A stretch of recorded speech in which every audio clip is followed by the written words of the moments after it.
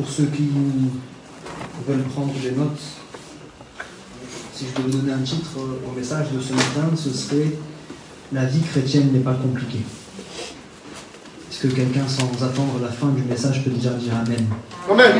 La vie chrétienne n'est pas compliquée. La semaine dernière, on a parlé de consécration, on a parlé d'investissement personnel, on a parlé d'une relation intime et profonde avec le Seigneur Jésus. Et je comprends que certaines fois, ces termes peuvent nous faire peur.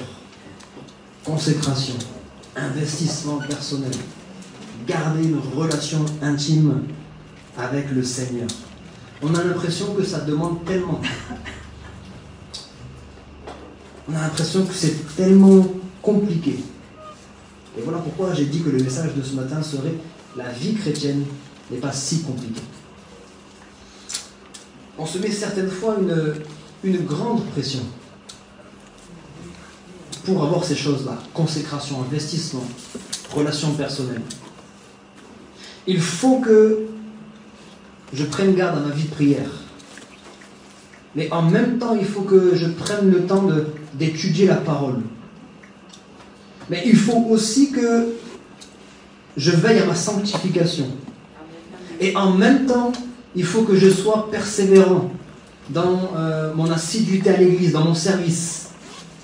Et on a l'impression qu'on est débordé. C'est tellement compliqué, ça demande tellement, il y a trop de choses à penser. Peut-être que quelqu'un me dira ce matin, pasteur, sincèrement, j'ai envie de me consacrer. Ce n'est pas l'envie qui me manque. J'ai envie de me consacrer, j'ai envie de m'investir. Je désire une intimité avec le Seigneur. Seulement, je ne sais pas comment faire. D'ailleurs, même je respecte et j'admire les frères et sœurs ou les hommes de Dieu qui ont cela, qui se consacrent, qui s'investissent.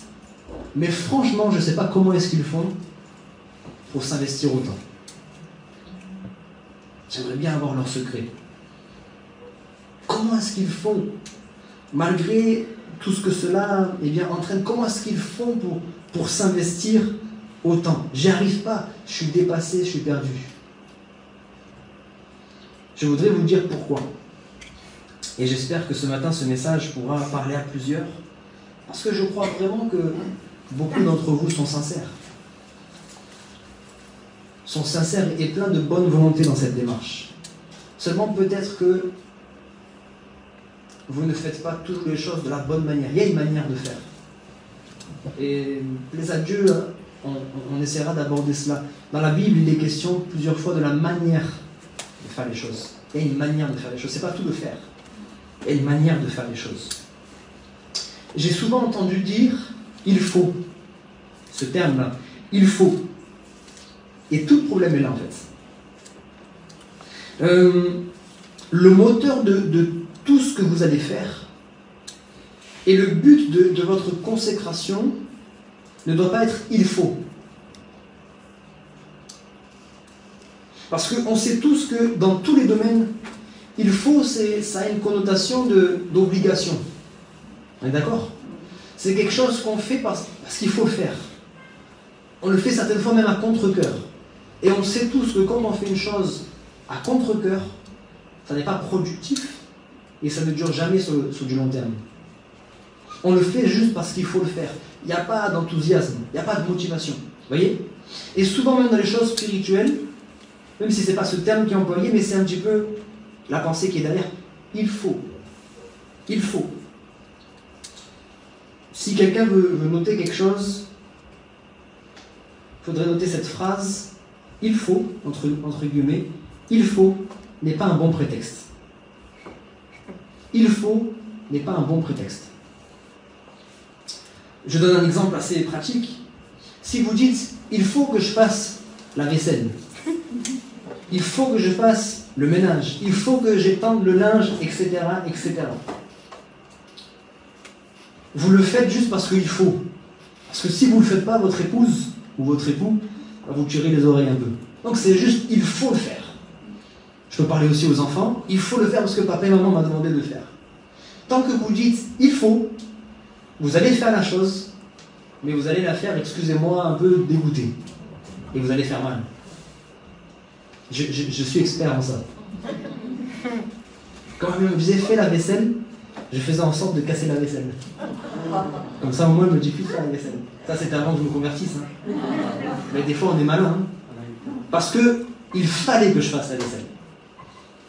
Mais quand on commence à comprendre que, je reprends mon exemple d'époux et épouse, je ne fais pas la vaisselle ou le ménage ou le linge, etc. parce qu'il faut, mais parce que c'est juste normal, je dois aider mon épouse. Ou je dois aider mon époux. Ça paraît normal, les tâches sont partagées. Vous savez ça? J'aimerais bien qu'il soit un peu plus macho, le pasteur là, il me met dans l'embarras. Je vais rentrer à la maison, oui? Ah oui. Si encore il y a une personne dans le couple qui reste à la maison toute la journée et que l'autre travaille, bon, on va dire que les tâches sont normalement partagées, mais si les deux travaillent, ou sinon vous me direz dans la Bible où c'est écrit. Ok? Donc sinon, dans les choses normales, on partage. Et quand je vais commencer à faire les choses par amour et pas parce qu'il faut, les choses vont changer. Amen. Je vais commencer à les faire, mais je vais les faire de bon cœur. De bon cœur. Je pourrais donner plein d'exemples comme ça. Et je suis sûr que vous en avez déjà vous-même. Cet exemple, il suffit pour comprendre un petit peu, et peut-être tu peux noter ça aussi. La clé pour s'investir, c'est l'amour. J'aimerais bien avoir le secret des gens qui arrivent à s'investir, à se consacrer, etc. La clé, le secret si vous voulez, pour s'investir, c'est l'amour. On va parler bien évidemment du domaine spirituel, mais je crois que c'est vrai dans tous les domaines. Quand on fait quelque chose avec amour, c'est comme ça qu'on s'investit sur le long terme et qu'on est productif. Deutéronome chapitre 6, verset 5. Tu aimeras l'Éternel ton Dieu de tout ton cœur, de toute ton âme et de toute ta force. Amen. Amen. Je répète, tu aimeras l'Éternel ton Dieu de tout ton cœur, de toute ton âme et de toute ta force. L'amour va révolutionner ta vie dans tous les domaines. L'amour, c'est ce qui peut changer toute ta vie. Et en particulier dans ta relation avec le Seigneur. Permettez-moi de dire ce matin que si votre raisonnement dans votre vie chrétienne, c'est « il faut », ça veut dire que c'est pas bon. Je ne dis pas ça pour juger ou pour condamner, mais on va expliquer un petit peu ensemble.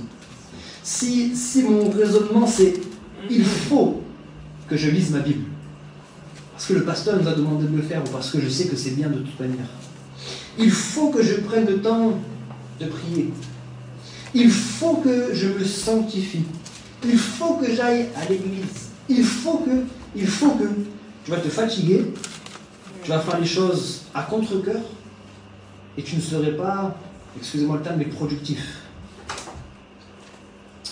C'est pas il faut, et voilà pourquoi j'ai dit il faut n'est pas un bon prétexte.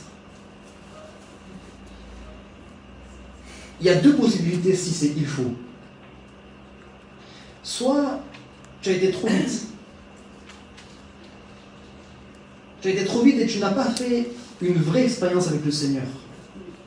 Une vraie rencontre avec le Seigneur. Et c'est ce qui fait que puisque tu n'as pas l'amour, tu fais les choses parce qu'il faut faire. Soit tu as bien commencé la course, mais en route tu as perdu certaines choses, ou abandonné certaines choses. Il y a des personnes dans l'église, il faut que je le dise, mais il y a des personnes, quand je dis l'église, c'est avec un grand E, c'est pas l'arrière, on est d'accord? Il y a des personnes dans l'église qui vont commencer à assister à des réunions et qui sont sincères, des personnes croyantes, qui vont commencer au fil des semaines à apprendre les chants, à écouter comment on s'adresse à Dieu, etc., à avoir une Bible. Donc ces personnes vont chanter des cantiques, vont prier, vont lire la Bible, etc., etc. Et à première vue, ces personnes-là sont chrétiennes, sont disciples de Jésus. Mais il y a un élément important et indispensable dans la vie de tout disciple, c'est d'abord la rencontre avec le Seigneur. Et des fois on se trompe, et des fois les personnes elles-mêmes se trompent. C'est pas qu'elles sont hypocrites. Il y a des personnes qui se trompent parce qu'elles commencent à venir, elles n'ont pas vraiment abandonné leur ancienne vie. Mais quand même, elles veulent de cette vie-là. Donc, elles sont dans les deux. Vous voyez? Donc, elles commencent à chanter, elles commencent à prier, elles commencent à lire la Bible, mais elles ont oublié l'élément, l'étape la plus importante, la nouvelle naissance. Une expérience profonde avec le Seigneur. Une relation avec le Seigneur. Une rencontre. Et c'est quand on a cette rencontre, j'ose employer ce mot, qu'on tombe amoureux du Seigneur. On ne peut pas vraiment rencontrer le Seigneur et ne pas tomber amoureux de lui. C'est impossible. C'est impossible. Si tu n'as pas d'amour pour Dieu, c'est qu'à un moment donné, tu as délaissé cette étape-là. Et comme je le dis ce matin, ce n'est pas une condamnation, c'est juste pour t'appeler à revenir en arrière et faire une vraie expérience. Parce que tu peux aimer être à l'église, tu peux aimer chanter des cantiques, tu peux aimer de temps en temps lire la Bible, tu peux aimer l'ambiance qu'il y a là. Mais si ce n'est pas le Seigneur lui-même que tu aimes, ça veut dire que tu ne l'as pas encore rencontré, que tu es religieux, mais tu n'es pas encore sauvé. La deuxième possibilité, c'est que, je l'ai dit, tu as bien commencé la course. Tu as fait une vraie expérience avec le Seigneur, tu as rencontré le Seigneur, et bien évidemment, tu as commencé dans tes premiers temps à marcher dans l'amour. Tout ce que tu faisais, c'était avec amour. Quand tu venais à l'église, c'était avec amour et avec joie. Quand tu lisais la Bible, c'était avec amour et avec joie. Quand tu priais, pareil. Sauf que la Bible le dit, vous savez, dans Apocalypse chapitre 2, ce que j'ai contre toi, c'est que tu as abandonné ton premier amour. Et là encore, ce n'est pas une condamnation. Pour dire que tu as mal fait. Mais le Seigneur dit, on va lire ensemble, si vous voulez, Apocalypse chapitre 2, verset 5. Souviens-toi donc d'où tu es tombé. Parce qu'il y a un moment donné où tu es tombé. Il y a un moment donné où le Seigneur a perdu sa première place. L'amour que tu avais pour le Seigneur, tu as commencé à le transférer vers quelqu'un d'autre, vers quelque chose d'autre. Souviens-toi d'où tu es tombé, repens-toi et pratique tes premières œuvres. Sinon, je viendrai à toi et j'ôterai ton chandelier de sa place, à moins que tu ne te repentes. Amen. Amen. Ce qui va te permettre de savoir si tu es sur la bonne voie ou non, c'est la manière dont tu vis ta vie chrétienne. Et ça, il n'y a que toi qui peux le savoir. Est-ce que ta vie chrétienne et tout ce que ça englobe, donc la prière, l'étude de la parole, la sanctification et toutes ces choses, le service, est-ce que tout ça tu le fais parce qu'il faut? Ou est-ce que tu le fais avec amour? C'est ce qui va te permettre de savoir si tu es sur la bonne voie. Et bien évidemment, cette question-là, comme toujours, il ne faut pas me répondre à moi. Si vous me répondez, vous allez me donner la réponse que je veux entendre. Et non la réponse que Dieu connaît déjà. Vous allez me donner la réponse que je veux entendre moi, mais pas la réponse que Dieu connaît déjà. Et Dieu connaît déjà la réponse. Des fois même, c'est nous-mêmes, on sait qu'on ne connaît pas la réponse, mais Dieu la connaît déjà. Mais il veut attendre qu'on la reconnaisse, qu'on confesse. C'est vrai, peut-être que j'ai abandonné le premier amour. Peut-être que j'ai été un peu trop vite. Peut-être qu'il faut que je revienne un peu en arrière. Peut-être que j'ai besoin de prendre le temps. Et vous savez, des fois, c'est pour ça que j'insiste, des fois, c'est des personnes qui sont vraiment pleines de bonne volonté. Personnes qui arrivent à l'église, 2 semaines après, ils veulent déjà révolutionner le monde. Alléluia! Gloire à Dieu, mais doucement quand même. Je ne suis pas du genre à refroidir les gens. Mais je suis du genre quand même à essayer de faire en sorte qu'ils aient des bonnes racines. Parce que si tu veux commencer à bouger les choses, tu vas faire face à quelqu'un qui ne va pas te laisser faire. Et si tu n'es pas solidement enraciné, tu vas t'envoler. Prends le temps avec le Seigneur. Affermis-toi. Et une relation solide avec le Seigneur. Et ensuite, en son temps, le Seigneur t'appellera. Et puis tu commenceras à le servir. Amen. Amen. Alléluia.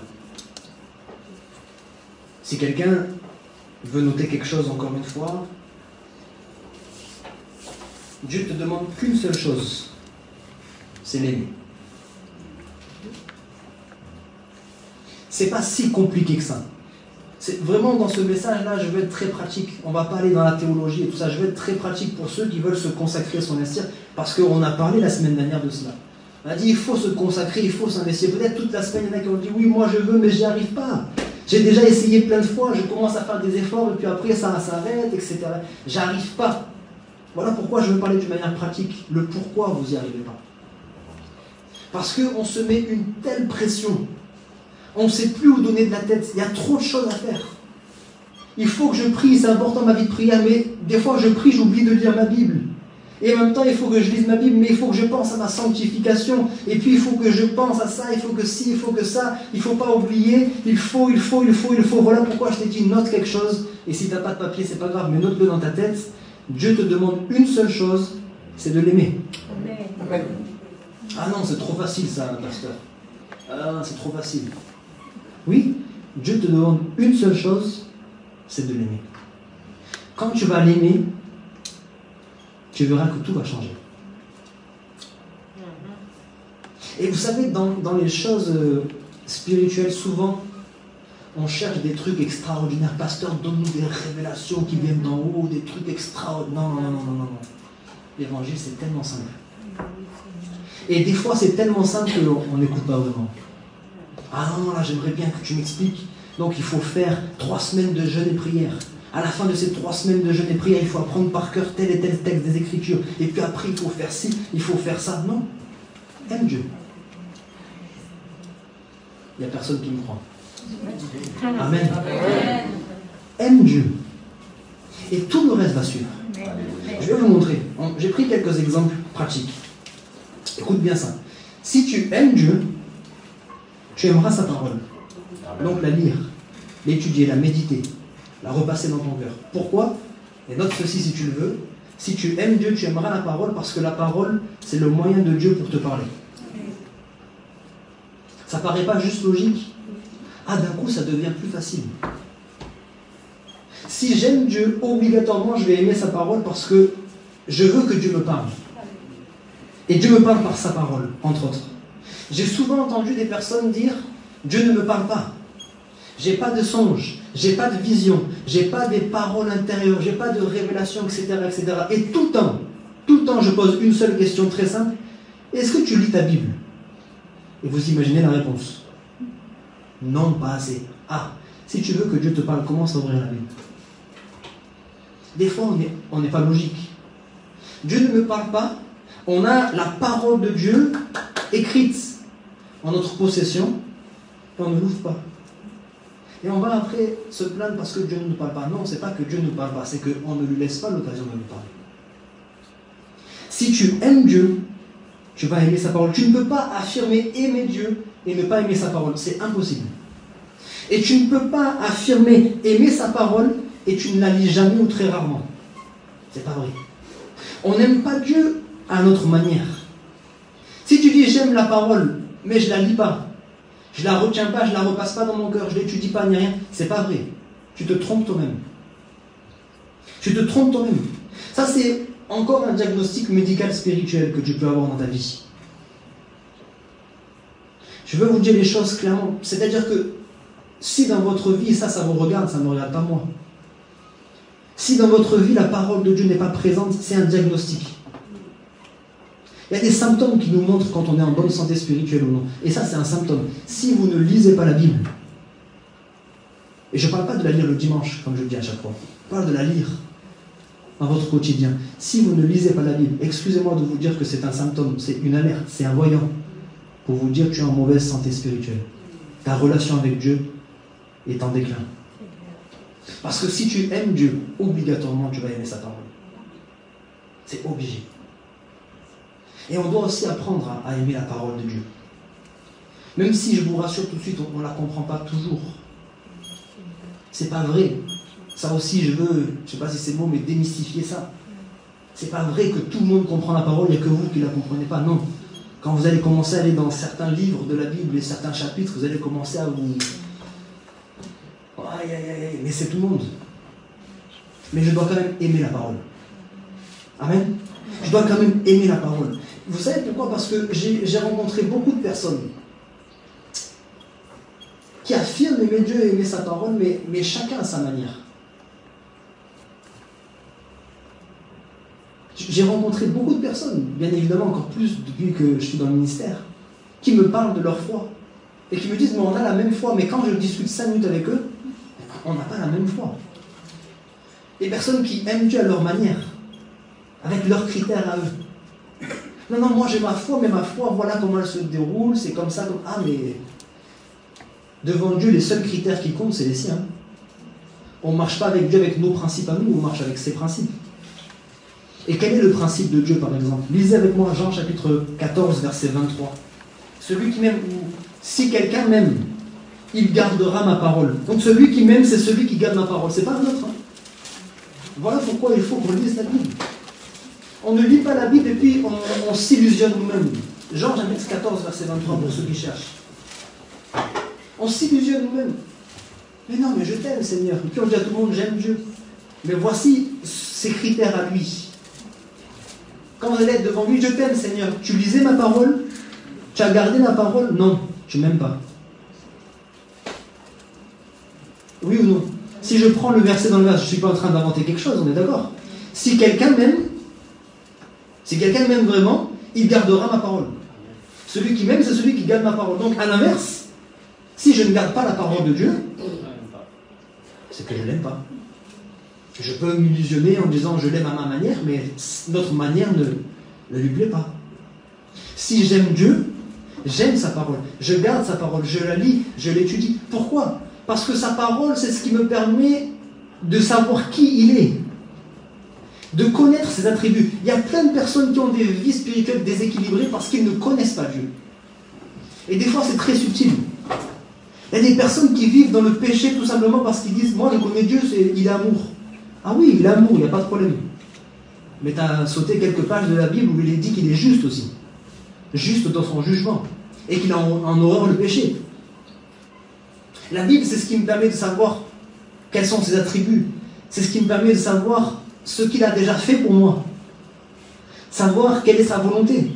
Et savoir aussi ce qu'il attend de moi. Il y a plein de gens qui tournent en rond dans leur vie spirituelle parce qu'ils ne savent même pas ce que Dieu attend d'eux. Et puis encore une fois, ils s'illusionnent, ils sont dans leur raisonnement à eux. Et ils pensent que quand ils seront devant le Seigneur, ils pourront dire « Oui, mais moi, c'est ce que j'avais compris. Mon peuple périt faute de connaissance, je l'ai cité, il n'y a pas d'excuse derrière. Hein. Mon peuple périt faute de connaissance. Quand on sera devant le Seigneur, on ne va pas dire « Bon, mais moi, c'est comme ça que je t'ai aimé. » Non, non, non, non, non, non. Vous avez la parole de Dieu.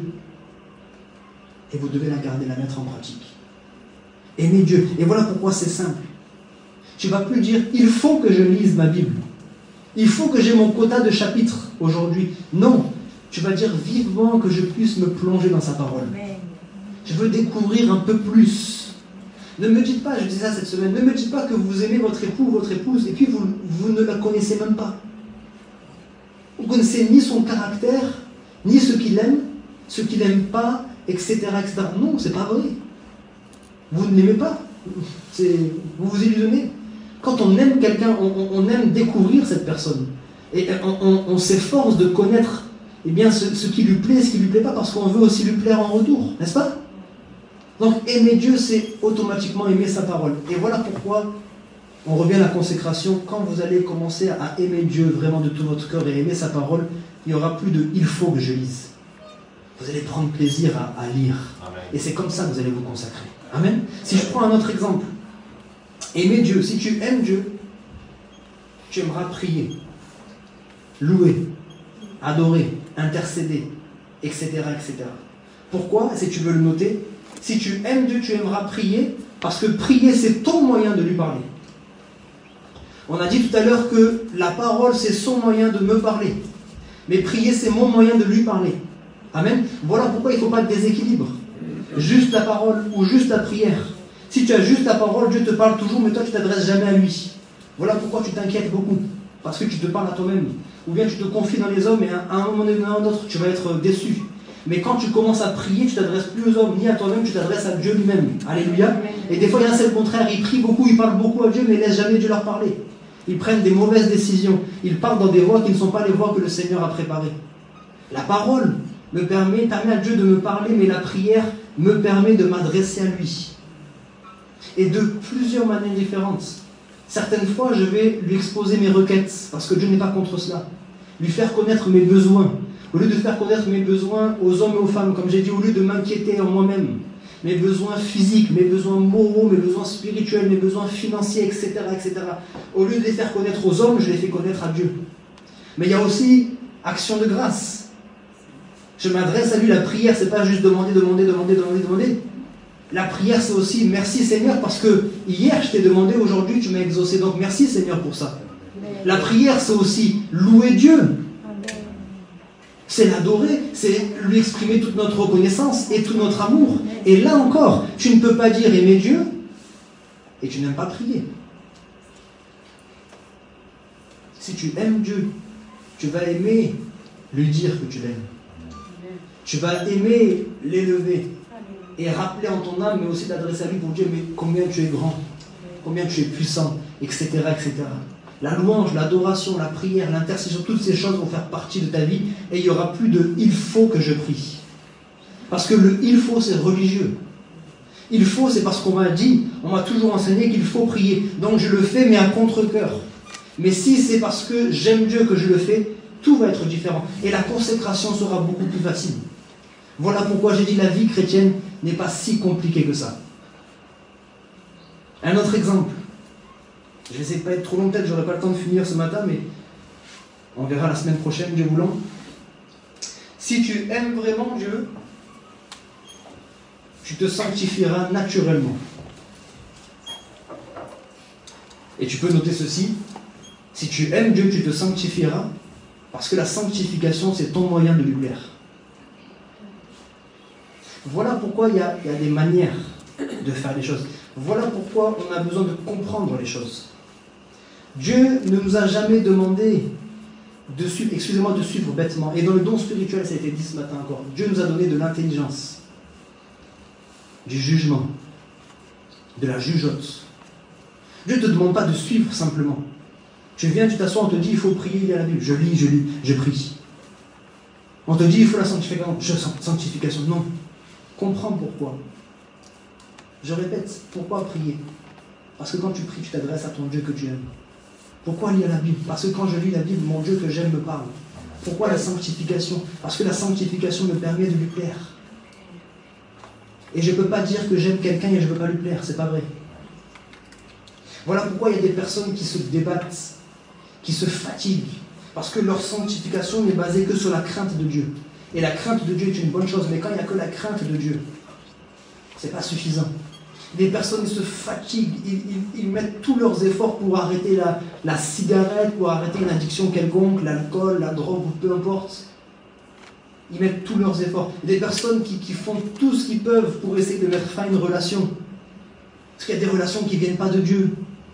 Et on sait qu'il faut couper cette relation, mais il y a les sentiments qui sont là. Et on n'arrive pas à couper cette relation. Il y a des personnes qui mettent tous leurs efforts en pratique pour changer un mauvais caractère, changer des mauvaises habitudes. Mais si ta sanctification, c'est seulement la crainte de Dieu, il y a des fois où tu resteras bloqué. Et là encore, la clé, aussi simple soit-elle, c'est l'amour. Ça paraît tellement simple, mais c'est l'amour. C'est pourquoi, dans notre vie, on est capable de faire des choses. On ne les fait pas à cause de la loi, on ne les fait pas pour nous-mêmes, ni quoi que ce soit, mais on les fait par amour pour quelqu'un. Moi, quand j'étais jeune, tout ce qui était important pour moi, c'était mes potes, le quartier et le monde de la nuit. Et je n'ai pas été capable d'arrêter ça ni pour ma mère, ni pour être un enfant modèle, ni par crainte des représailles, ni à cause du danger ou quoi que ce soit. Je n'ai pas réussi à arrêter pour ça. Le moment où j'ai arrêté, là on reste sur du terre à terre, c'est quand j'ai eu ma fiancée qui est ma femme aujourd'hui. Parce que c'était tout le temps des disputes, parce qu'elle avait peur pour moi, parce que. Il y a un moment donné, je me suis dit, mais si je veux vraiment la garder, il va falloir que je fasse des sacrifices. Et on l'a tous fait dans le mariage. On l'a fait avec nos enfants, on l'a fait avec nos amis, on l'a fait avec les personnes qu'on aime. Quand on aime quelqu'un, on est capable de sacrifier certaines choses pour lui plaire. On ne le fait pas parce qu'il faut. On fait parce qu'on aime. Et c'est ça aussi la sanctification. Mais la consécration, la sanctification, comment ils font, etc. Ils ont une force de caractère, aucune force de caractère. La clé, c'est aimer Dieu. J'aime Dieu et je veux qu'il soit fier de moi. Je veux lui plaire. Quand je serai devant lui, je veux pas avoir à rougir. Et si c'était possible, c'est une image bien sûr. Je ne veux pas que là-bas du ciel, il a à rougir de moi non plus. Oh, papa, lui il va dire à tout le monde que c'est mon fils. Oh, témoigne-moi s'il te plaît. Témoigne-moi, dis-moi que t'es mon fils, parce que là, le témoignage il n'est pas bon. Mais au contraire, quand je marche dans la sanctification, malgré mes erreurs, malgré mes faiblesses, malgré, mais j'aime Dieu et je veux lui plaire. C'est pas parce que on va prêcher que telle chose c'est pas bon, telle chose c'est pas bon, là il faut que je me force parce que c'est la religion. Non. C'est pas parce que c'est pas bon, c'est parce que ça déplaît à Dieu. Et si tu veux avoir une relation avec lui, mais qu'il y a toujours cette chose dans ta vie, constamment ça va revenir sur la table. Comme dans nos relations d'ici-bas. On essaye d'avoir des relations et puis garder nos petits trucs, mais constamment ça revient à un moment donné ou à un autre. Oui, mais telle chose là, ça fait des années que je te le reproche. Oui, mais si, oui, mais ça, et ça revient constamment. Quand on veut régler ça, on dit par amour, j'arrête. Par amour pour Dieu. Dieu par amour a accepté d'abandonner, de quitter son fils, d'envoyer son fils entre les mains de rebelles, de méchants, d'hommes impurs. Dieu par amour pour nous a accepté ça. Quand on parle de sacrifice, il n'y a pas de plus grand sacrifice que le sacrifice que Dieu a fait pour nous. Jamais. Quand on regarde à ça, on se dit non, mon sacrifice, c'est rien du tout. À côté de ce que tu as fait, c'est rien du tout. Peut-être pour terminer, si tu aimes Dieu, tu aimeras le servir. Et si tu veux douter, parce que si tu aimes Dieu, tu aimeras le servir, parce que c'est ton moyen de faire connaître Dieu aux hommes. Et là encore, quand on commence à comprendre c'est quoi le service, c'est pas juste tu t'es fait baptiser, tu vas servir parce qu'il faut servir. Trouve quelque chose à faire, rapidement on a fait quelque chose parce qu'il faut servir. Bon, il faut le faire, je fais. Je sers Dieu parce que le service, c'est mon moyen de faire connaître Dieu aux hommes. Quel que soit mon service. Que je sois un chantre, par ma voix je fais connaître Dieu aux hommes. Que je sois musicien, par ma manière de jouer, faire connaître Dieu aux hommes. Que je sois moniteur de l'école du dimanche, par mon enseignement aux enfants, je fais connaître Dieu aux hommes. Mais même dans les petites choses plus simples. Quand je fais le ménage, pour les frères et sœurs qui font le ménage, ça aussi c'est un moyen de faire connaître Dieu aux hommes. Vous savez ça? Parce que je veux que la maison de Dieu, en tout cas l'église, les bâtiments soient accueillants. Je veux que les personnes, quand ils viennent, ils soient à l'aise. Il ne faut pas que ce soit sale. S'il y a des taches de partout, c'est sale. Les gens vont se concentrer sur les taches plutôt que sur autre chose. Si ça sent mauvais, on ne parle pas des odeurs extérieures, mais si ça sent mauvais parce que c'est pas nettoyé, etc., les gens ne sont pas concentrés. Si c'est pas beau, si c'est pas propre, ça ne donne pas envie. Donc moi, quand je fais le ménage, ou quand je fais de la rénovation des travaux, c'est aussi ma manière de faire connaître Dieu aux hommes. Quand je fais le vidéoprojecteur, et ça ne sert à rien, le vidéoprojecteur, etc., Esther, que Dieu te bénisse. Parce qu'il y a des personnes qui viennent, qui ne connaissent pas la Bible, ils n'ont pas de Bible. Et quand je prêche, je cite des références, mais ils peuvent se dire, ça se trouve, il dit n'importe quoi. Mais quand c'est affiché, ils le voient par eux-mêmes. La communication, des personnes qui ne se déplaceront jamais à l'église, parce qu'ils ont des a priori, parce qu'ils ont des craintes, etc., parce qu'ils ne peuvent pas le faire physiquement, peuvent suivre les réunions au travers des réseaux sociaux, au travers de Internet, etc., etc. Mon service, c'est ma manière de faire connaître Dieu aux hommes. Et là encore, ça fait partie de la consécration. Et je ne sers pas Dieu parce qu'il faut le faire. Quand je sers Dieu parce que je l'aime, je ne vais pas être arrêté par tout l'investissement que ça me demande, en plus de ma vie familiale, en plus de mes obligations, en plus de mon travail, etc. Parce que souvent, on regarde à ça. On dit, mais comment ils font? Ceux qui se consacrent, mais j'imagine qu'ils ont des journées de 24 heures comme moi, normalement. Ils ont certainement aussi un travail, peut-être une famille. Il doit leur arriver aussi de dormir de temps en temps, je pense. Comment ils font? Parce qu'ils ne servent pas Dieu parce qu'il faut. Ils prennent plaisir à ça. D'ailleurs, même j'ai vu des personnes complètement épuisées, fatiguées comme pas possible de leur journée de travail, de leur obligation à la maison, etc. et venir en courant pour servir Dieu. C'était même leur force. Alléluia. Au lieu de dire ce soir il faut que je... Non, ils venaient et puis ça a renouvelé leur force. Amen. Parce qu'ils le faisaient avec amour. Si tu aimes Dieu, tu aimeras le Saint-Esprit. Parce que le Saint-Esprit, c'est le moyen de Dieu d'être présent en toi. Vous me suivez ce matin? Si tu aimes Dieu, tu aimeras le Saint-Esprit parce que c'est son moyen d'être présent en toi. Dieu est présent au travers de son esprit. Et sa présence, c'est ce qui te ressource, c'est ce qui te renouvelle. Sa présence, je le dis, elle est présente, elle est là par son esprit. Sa présence, elle est ici aussi.